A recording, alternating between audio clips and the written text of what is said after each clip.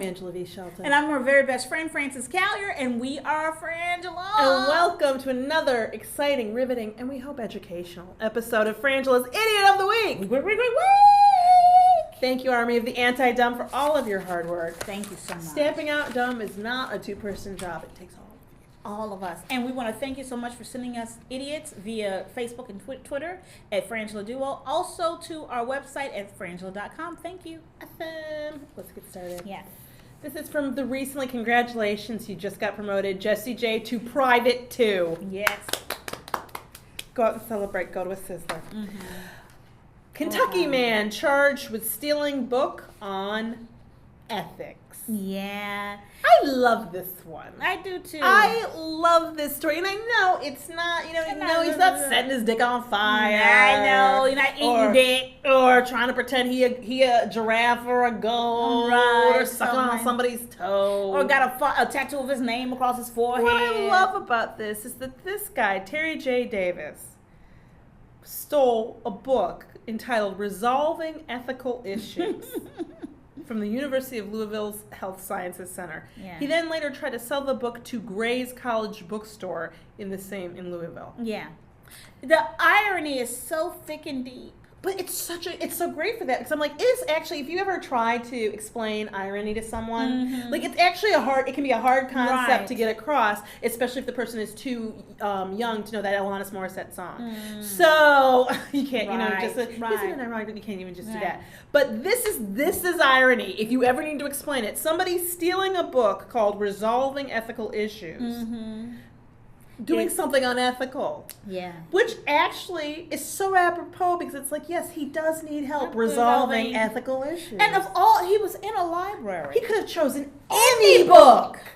Any book. I'm sure that this wasn't even the most expensive book there. Yeah, right. And that's what if I needed money and I was trying to steal a book and resell a book, I would go for some really big, and maybe it is, but I guarantee you, and I'd also would get more than one. Yeah. It's almost like he needed to prove something unethical through ethics or something. You know what I'm saying? There's something so... Yeah. There's a specificity to this stupid. Yes. That's not interesting. You know what? It almost feels, what's the word I want to say? Not spiritual in nature, but... Yeah, but there's something sort of cosmic. Yeah, there's something kismety or something sort of portentous or what is it? The word I want, I can't think of it, but... That it was a need. Yeah. You steal a book on ethics? Really? I mean... He's like, you know what? Please, teach me. Well, the first lesson is don't steal it. Yeah. Number 2, love it. Look up the definition of ethics. You're not in it. You're not living it. Oh my God, I love that one. It's it's awesome. Simple and true. Yes, it is. Oh. Next up, this is from Warrant Officer, just promoted. Congratulations, Donnie J. Yay! You're a warrant officer now, Donnie J. Whatever the hell that means. This one, we like this one. British Olympics enthusiast attempts to swim from France to New York, and guess what? He needs to be rescued. When I first started reading, I thought I was going to say France to England. And that's what I thought too. Which is still like, if you ain't a professional swimmer, which he's not, he's just somebody who likes the Olympics. Yes. He's got the Olympic fever bad, y'all. I mean, they didn't name him, which I think the British are so kind. Yes. I would totally name his dumbass. He's 34, though. He's a British man on vacation, and he's like, the only way he could channel his energy and excitement about the Olympics was to jump in the ocean for a 3,600-mile swim. Which, by the way, you can't do. You can't do. I don't think you can even do that in a rowboat. No. I don't think you could do it without aid, without whatever. There's just no way you could make this journey. Right. But he thought he could, and it says here his friends egged him on. I object to the use of the word friends. I know. These are not your friends. Friends do not say, dude, you can do it. You can do it. Dude, you can swim to New York from France. Oh my God, you can totally do it. You can do it. Chip, chip, cheerio, you can do it. Chim, chimmery.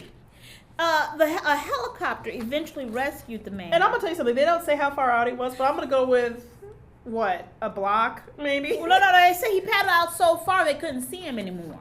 Yeah, but that's not, I need a distance. You know what I mean? Like, how far could that doesn't even have to be that far. But a helicopter had to rescue him, and he was still claiming that his swimming skills were strong enough to get him from France to New York. And then the post games Carrie Metzler said, while his confidence is to be admired, we're left thinking the train to Le Havre followed by a quick dip in the English Channel en route to London would have made far more sense. Yeah. I'm gonna tell you something about Europeans. They nice. They polite. Nice. Because what we would have said is this dumb motherfucker jumped into his dumbass water, and then we have to send a helicopter to rescue your ass. And this is the thing. This is what really annoys me. We don't know the length of time he was gone. No. But the fact that the friends, it was long enough that they waited till they could, did they think he was going to stop and turn around? I think they thought it was a bit. Really? I think they thought it was a bit. You think they thought it was a bit? And then, because I'm going to say, I don't think this is the first dumb thing he's done. I know. And hey, the Olympics, it's fun, it's cool. And this is what they're talking about. This is worse than the Nickelback guy, I think. It's worse. It is worse. Because he's not drunk.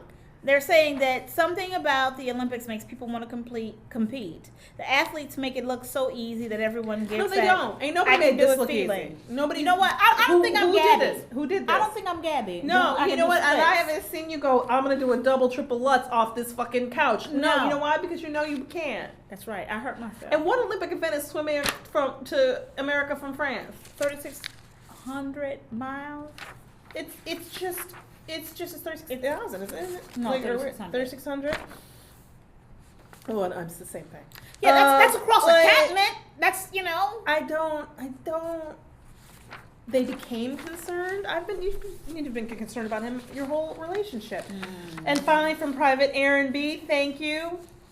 Lake Worth man 78 threatens neighbor with chair over television channel. This is Florida. Yeah. Okay, so what happened is Palm Beach. Terry Robden, 78. Yeah. See, he walked into the recreation room at Riverview House Apartments. Okay. It's a community for people 55 and older. Right. And he tried to change the channel. But 73-year-old James Carlton wouldn't let him. Yeah. He said he was watching something. Mm-hmm. Carlton told Rodden he couldn't touch the TV because, he'd been watching it. And then Rodden, the 78-year-old, said, "You're not my boss." Yeah. Which I have to say, really? You're 78 and we're back. You ain't the boss of me? Yeah. That's the best comeback we got? That's what he got. You've had 78 years to come up with something better. That's what I got. Okay.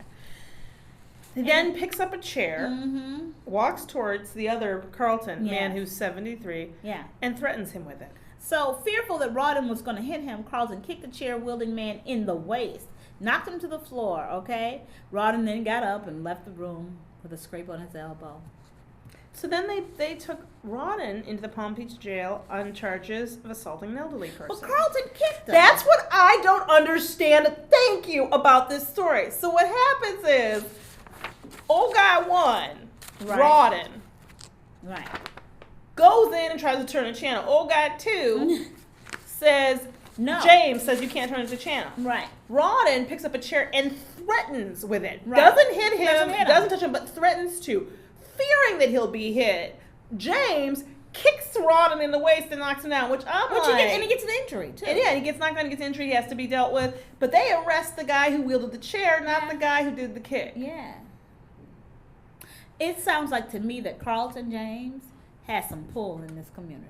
Oh, you think that's what it is? That's what I think. He's got things wired. And he had to, because number one, this kind of incident, you wouldn't call the police. They're 78. They're old. They're like children. Well, I wonder if they're trying to get rid of Rodden. If he's a problem. Is he a problem? That he's always picking up chairs. Maybe he's always certain people, and they're like, oh, good, finally something we can get him on. That's right. But this is another thing, and I don't know these people. They could be in wonderful shape, but people over 70, how fast do they generally move? I got coffee I'm just saying. If what is the length of time between grabbing the chair and doing this, and the chest and the kick from the chair to the waist? How come nobody who works here is in this room? Well, it's a common room. But this is my thing. You don't think that anything's going to jump off that quick because they're elderly. You know what's going on. It gets crunk up at the Riverview House apartment. They need to bolt these chairs out. They did. Second of all, they need to stop having that Taekwondo class. Yes. Because they're not using it for good. No. Go back to aqua aerobics. I'll be like, what happened? Who did what? Bowling.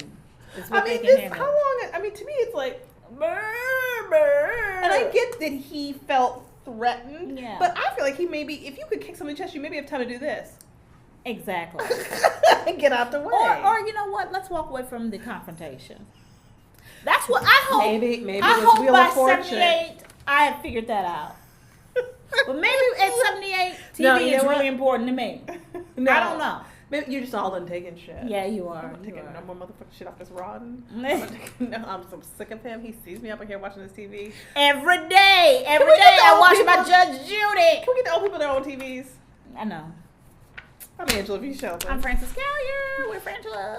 Thank you for watching. Wee.